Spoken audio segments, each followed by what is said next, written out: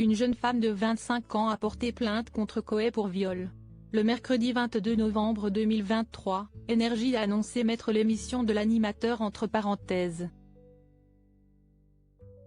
BFM TV a par la suite fait savoir qu'une enquête préliminaire a été ouverte. Les témoignages pleuvent sur les réseaux sociaux. Sébastien Coé est au cœur d'une plainte pour viol, comme l'a révélé l'Op, et comme l'a confirmé le parquet de Bourg-en-Bresse. Celle qui a déposé cette plainte est une jeune femme qui affirme avoir été violée à 2 reprises par l'animateur. L'une de ces agressions aurait été commise quand elle avait 16 ans. L'accusé, qui nie en bloc toutes ces histoires, a expliqué, le mercredi 22 novembre 2023, qu'il ne sera pas à l'antenne, en accord avec Énergie, ce jour-là.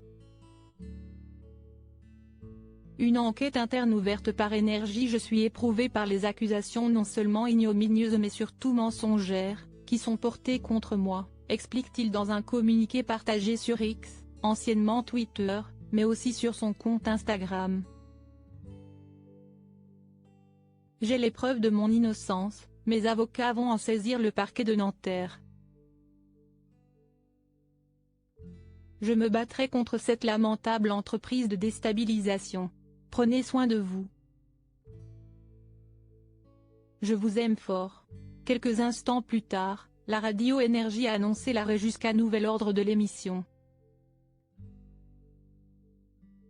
La radio indique également avoir ouvert, dès le 17 novembre, une enquête interne conduite par un cabinet extérieur et totalement indépendant. BFM TV a par ailleurs appris ce mercredi 22 novembre 2023 du parquet qu'une enquête préliminaire a été ouverte du chef de viol sur mineur de plus de 15 ans et de viol. Sébastien Coé avait déjà clamé son innocence en assurant, via communiqué, toujours, qu'il ne saurait tolérer que de telles allégations soient relayées sans attendre que la justice ne se prononce. Il poursuivra systématiquement les médias qui publieraient des propos diffamatoires à son encontre. Sébastien Coé ne se laissera pas intimider par aucun procédé et combattra sans relâche pour rétablir la vérité, précisait-on. Dans l'émission Touche pas à mon poste, Gilles Verdet a révélé que Nathalie Dartois, la compagne de Coé, lui apportait son total soutien.